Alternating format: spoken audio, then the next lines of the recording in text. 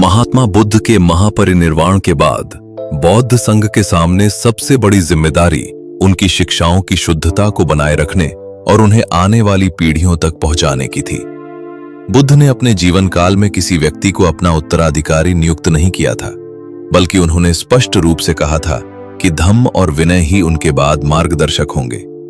इसका गहरा अर्थ यह था कि किसी एक व्यक्ति या सत्ता के बजाय सिद्धांत, नैतिक अनुशासन और विवेक ही बौद्ध जीवन का आधार बने। बुद्ध का दृष्टिकोण किसी भी प्रकार के जड़ सिद्धांत, अंधविश्वास या कर्मकांड के विरुद्ध था। वे बार बार अनुभव परखने, स्वयं देखने और विवेक से समझने की बात करते थे।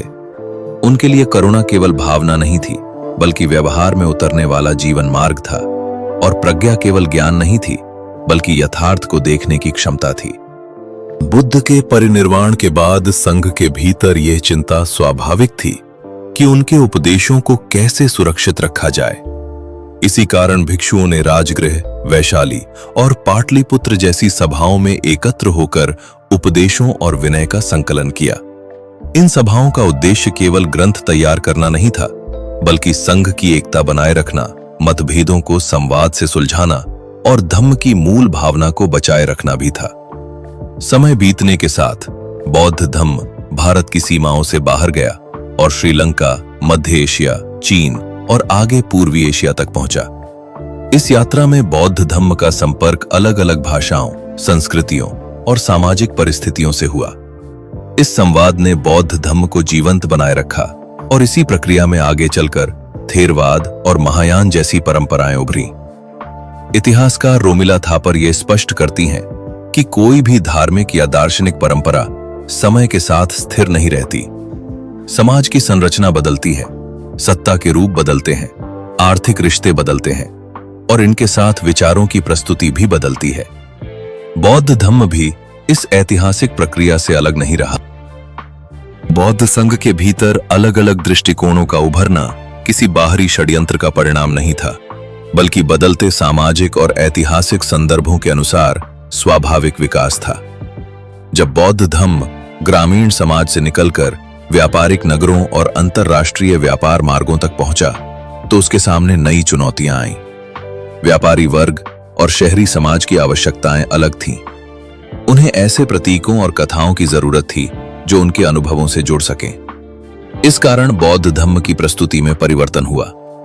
पुरातात्विक साक्ष्य, शिलालेख और दानपत्र बताते हैं कि बौद्ध संघ ने अपनी स्वायत्तता बनाए रखते हुए समय की मांग के अनुसार अपने संगठनात्मक ढांचे और व्यवहार में लचीलापन दिखाया।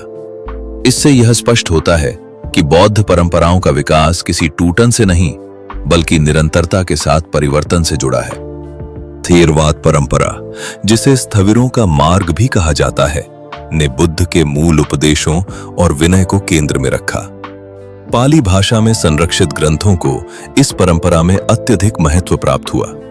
यहां साधक का लक्ष्य अष्टांगिक मार्ग का पालन करते हुए अज्ञान, तृष्णा और आसक्ति का क्षय करना है। थेरवाद में साधना का केंद्र आत्मानुशासन, ध्यान और नैतिक आचरण है।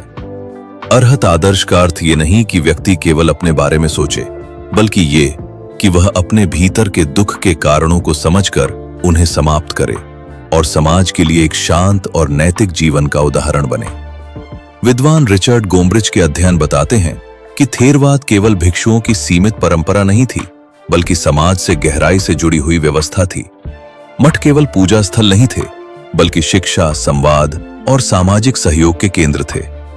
गृहस्थों द्वारा दान देने की परंपरा से संघ और समाज के बीच परस्पर निर्भरता बनी।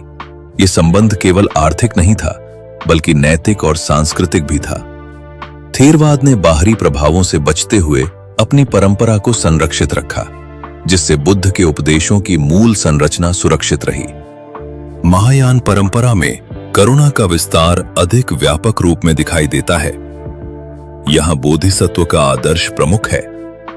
बोधिसत्व वो है जो स्वयं मुक्ति के द्वार पर खड़ा होकर भी तब तक प्रवेश नहीं करता जब तक वो दूसरों के दुख को कम करने का प्रयास न कर ले।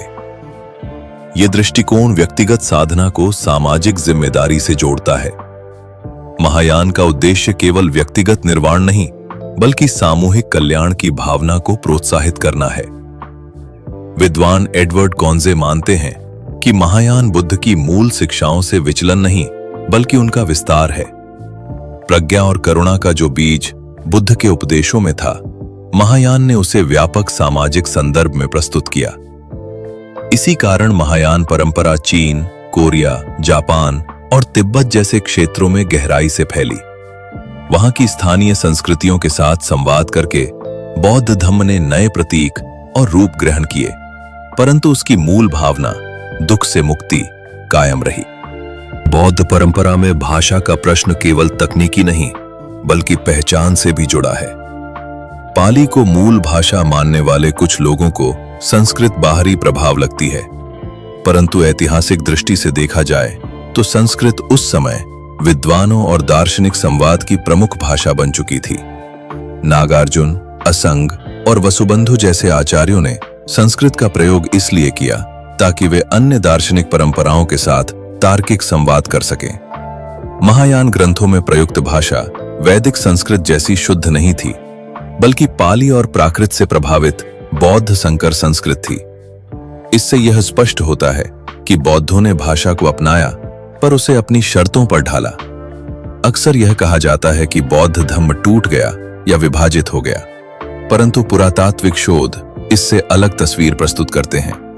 विद्वान ग्रेगरी शोपेन के अनुसार कई मठों में थेरवादी और महायानी भिक्षु एक साथ रहते थे और एक ही विनय का पालन करते थे। व्यवहार में बौद्ध जीवन ग्रंथों में लिखे कठोर नियमों से अधिक लचीला और व्यावहारिक था।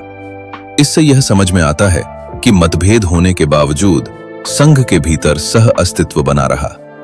हीनयान शब्द का प्रयोग ऐतिहासिक रूप से महायान ग्रंथों में तुलनात्मक संदर्भ में हुआ था, पर थेरवाद परंपरा ने कभी खुद को हीनयान नहीं कहा। आधुनिक इतिहासकार और बौद्ध विद्वान इस शब्द को अनुपयुक्त और अपमानजनक मानते हैं। इसलिए आज अकादमिक और सम्मानजनक भाषा में थेरवाद शब्द का ही प्रयोग किया जाता है, ताकि किसी भी परंपरा को छोटा या कमतर न दिखाया जाए। बौद्ध नैतिकता के विद्वान डेमियन कियोन का मत है कि थेरवाद और महायान को प्रतिस्पर्धी नहीं बल्कि पूरक परंपराओं के रूप में देखना चाहिए।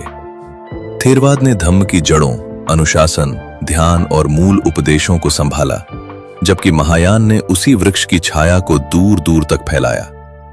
दोनों परंपराएं मिलकर बौद्ध धम्म को संतुलन और व्यापकता प्रदान करती हैं। बौद्ध धम्म ने ऐतिहासिक रूप से वर्ण व्यवस्था और जटिल कर्मकांडों का विरोध किया। यदि किसी क्षेत्र में बाहरी सांस्कृतिक तत्व आए भी तो उन्हें बौद्ध दर्शन के सिद्धांतों, शून्यता और करुणा के अनुरूप ढाल लिया गया। वज्रयान जैसे रूपों में भी यही प्रक्रिया दिखाई देती है, जहां प्रतीकों और साधनाओं का उपयोग किया गया, पर उनका उद्देश्य अंततः करुणा और प्रज्ञा का विकास ही रहा।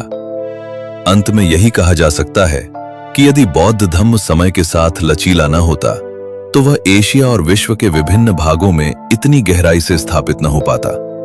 थेरवाद ने इसकी शुद्धता और अनुशासन को सुरक्षित रखा, जबकि महायान ने इसकी करुणा और व्यापक दृष्टि को दुनिया तक पहुंचाया। दोनों ही धाराएं दुख निरोध के उसी मार्ग पर चलती हैं जिसका लक्ष्य समस्त प्राणियों का कल्याण है। बौद्ध धम्म की विविधता उसकी कमजोरी नहीं बल्कि उसकी सबसे बड़ी ताकत है। भाषा, प्रतीक और प्रस्तुति में परिवर्तन किसी साजिश का परिणाम नहीं, बल्कि धम्म को जन जन तक पहुंचाने की एक जीवंत ऐतिहासिक प्रक्रिया है। अगर ये चर्चा आपको सोचने पर मजबूर करे और बुद्ध के धम्म को देखने का आपका नजरिया थोड़ा भी साफ हुआ हो, तो यही इस वीडियो का उद्देश्य है। ये विषय सही गलत की बहस से ज्यादा समझ, संवाद और करुणा का है। हम सभी अलग अलग धाराओं से आते हुए भी उसी दुख निरोध के मार्ग के यात्री हैं। आपका समय और धैर्य देने के लिए धन्यवाद। इसी भावना के साथ आज की बात यहीं विराम होती है। धम्म के मार्ग पर चलते रहें और एक दूसरे के प्रति करुणा बनाए रखें।